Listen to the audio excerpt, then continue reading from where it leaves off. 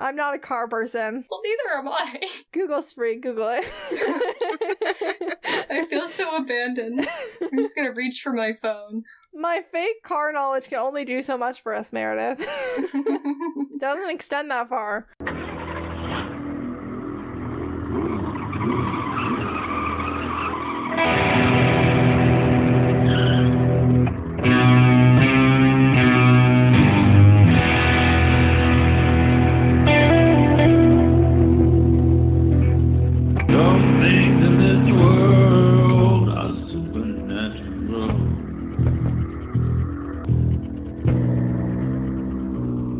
My name is KJ, and you're listening to the Supernatural Opinions podcast, where some things in this world are supernatural. My pronouns are she, they, and this is the podcast where I talk to my fellow Supernatural fans about Supernatural, and we share our Supernatural opinions. Today we're recapping Season 1, Episode 20, Dead Man's Blood, which originally aired on April 20th, 2006, and here to help me do that are my guests of the week, Meredith, Julia, and Francis, back again for the second week in a row. It's been like a minute since we recorded last week's episode, so these folks are troopers. Let's just remind everyone who everybody is. So let's start with Meredith. Hello, I'm Meredith. My pronouns are she and her, and I'm still tired, but I get to talk about vampires. Amazing. And Julia. Hi, my name is Julia. My pronouns are she, her, and y'all are not prepared for my rant yet. I'm excited. I'm so excited. I've been waiting, since before we recorded the first episode to hear what Julia's conspiracy theories are about this episode. So, Francis, tell everybody who you are. I'm Francis. My pronouns are she and her, and vampires have been my favorite since middle school, so I'm super excited about this episode. That's amazing. Hell yeah. Were you big into Twilight when Twilight was big, or? Of course I was. If you don't mind, and you can just not answer, or I can cut it. How old were you when Twilight was coming out? Because you're older than us. It came out when I was in 8th grade, but I didn't read it till freshman year, so I was 13 when it came out. And okay, so you're about my sister's age. And what about the movies? Because the movies were after that quite a bit. Do you remember? Yeah, the first movie came out for I think it was my 15th birthday. Okay. I think the last one was coming out around the time that I turned 15. One of the last couple, for sure. I got into Twilight when Breaking Dawn Part 1 came out. This week's episode will contain spoilers for this episode and may reference previous episodes, but won't contain spoilers for the later episodes of Supernatural, except for one character that we are going to talk about. There will be some Season 15 series finale discussion, mostly not spoilery. I will warn you before I talk about it. I just didn't know how to let it pass by. You can't let it pass by. So this one might not be as spoiler-free as our other spoiler-free episodes, but we'll warn you before I say anything spoiler. This week's episode was written by Catherine Humphries and John Sheban and directed by Tony Warmby. John Sheban, we've seen plenty of times. He wrote on Skin, Hookman, Scarecrow, and The Benders previously. Catherine Humphries is a newcomer this episode, but has written on 7 episodes of Supernatural. She's also written 2 episodes of Mad Men, 4 episodes of Under the Dome, which is great, 3 episodes of NCIS New Orleans, as well as the 2021 TV movie Highway to Heaven, and an episode of the upcoming TV series The Hot Zone Anthrax, which is a series on 9/11 as far as I could tell after giving it a quick Google. Okay. Tony Warmby is in high demand. I am very much willing to assume that this is his only episode of Supernatural because he was just too busy. He's very much involved with the NCIS franchise. He's directed 24 episodes of Los Angeles, 55 Naval Crime Investigative Service, 10 New Orleans, and so that's just the NCIS franchise.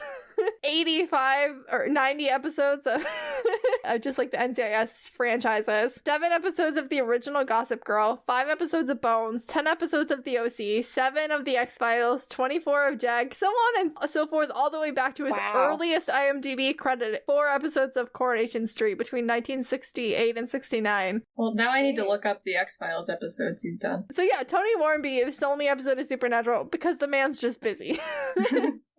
He's got stuff to do. Yeah, we're getting right into the recap because, we do not have time for side stuff. We're in Manning, Colorado, present day, and a Mr. Elkins is at a bar with a journal, very clearly a hunting journal, looks a lot like John's. For a second I thought we were seeing John because it's been a while since I rewatched this episode.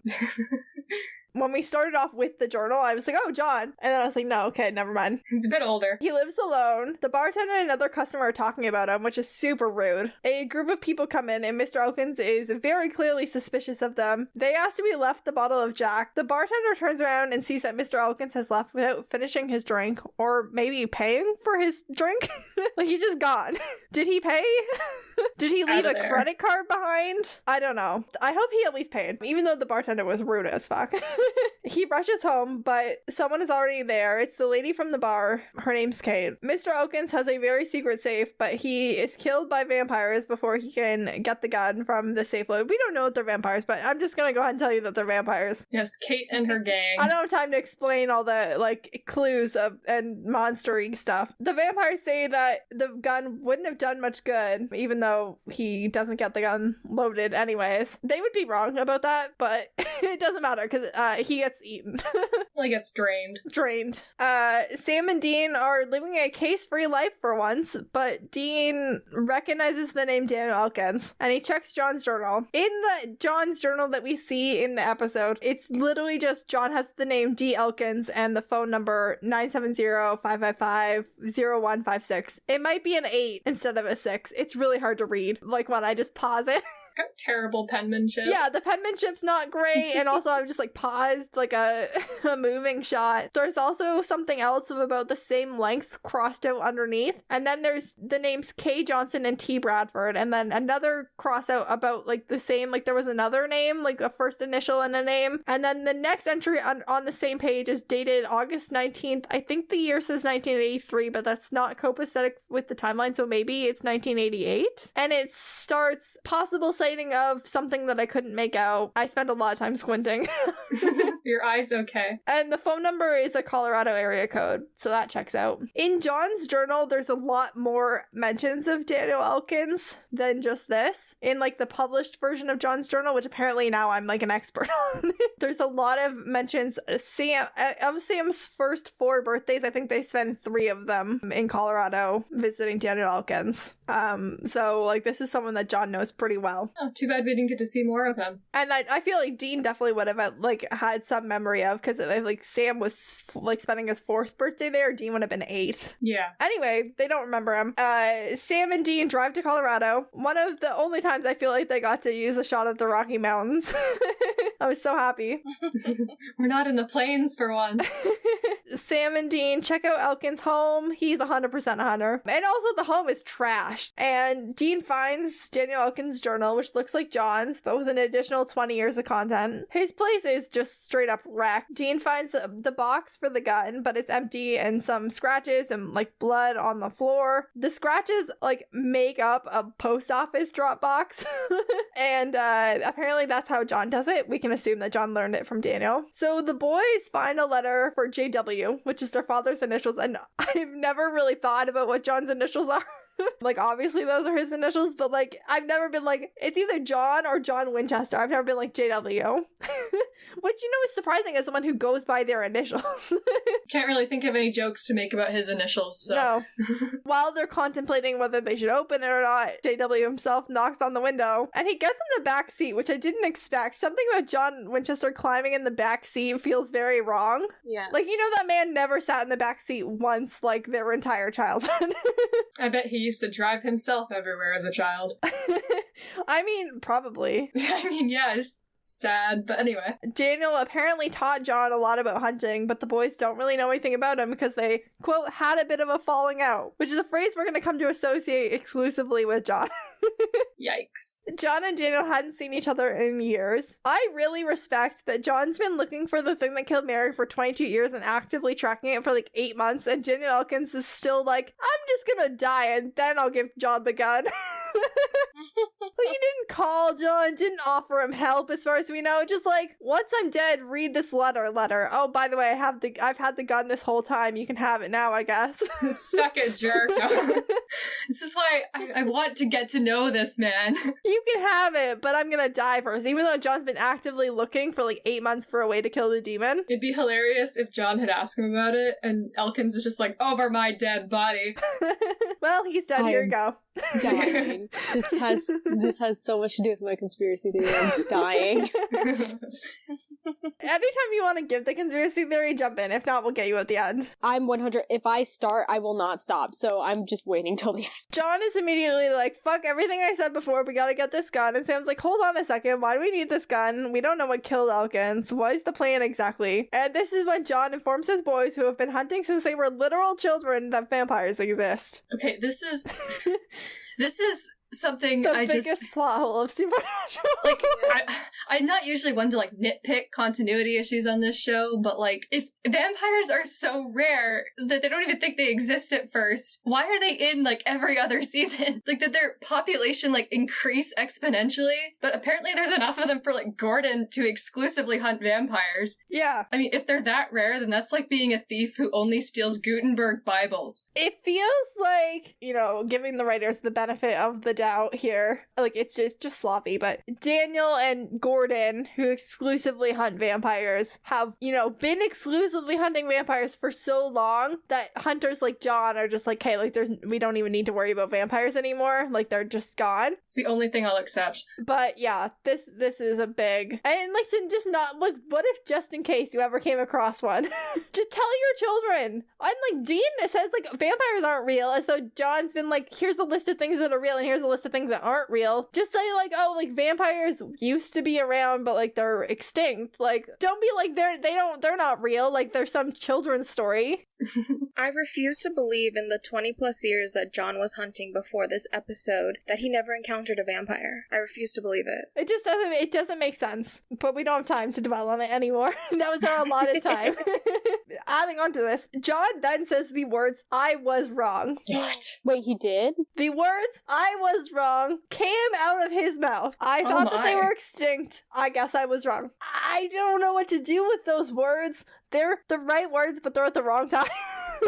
This is when we meet Jenny and her boyfriend, who are horrified by they're driving and a man is laying in the road. When they stop to call for help, the man in the road is a vampire. Really quick. Meredith hasn't watched the finale of Supernatural, so this is spoilery, but not too spoilery. It's fine. I've just stopped caring. Actually, I never really did care. Jenny is a vampire by the end of this episode, and we never hear from her again until the series finale. Season 15, episode 20. What? Jenny's back. What? I'm so salty about this. Jenny's back with a vendetta. And Jenny is amongst the vampires that do some stuff in the finale. And that's all I'm gonna say about it. May or may not have been entirely irrelevant. Fun fact actually about this actress who plays Jenny. Jenny isn't her only character in Supernatural. Of course not. She also plays Dr. Ellen Piccolo, the Ellen Pompeo Meredith Grey send-up character from Changing Channels. I mean, she gets to smack Sam. Yeah. I'm really glad that, she plays this, like, really now hated character of Jenny because of her actions in the finale, but she also is in, like, one of the most loved episodes. And she gets to be, I would love to be Dr. Ellen Piccolo, Piccolo. Which is amazing. Like the musical instrument. I would love to be a Grey's Anatomy send-up character. Sam and Dean are both sleeping while John hears that the couple and the body are missing. When the police got there, both Jenny and her boyfriend and the guy in the road were all gone. He wakes the boys up like, it's the vampires! And then he snaps at Sam to just follow him when Sam's like, how do you know it's the vampires? When John snaps at him, Sam is already up and out of bed and stumbling after John. He was just asking. Like, he was already following John. Dean is still sitting on the bed. Oh, gosh. Don't yell at him. It doesn't hurt to be rude. I mean, it hurts to be rude. That's my point. There we go. Yeah. Be nice to your kids. I'm tired.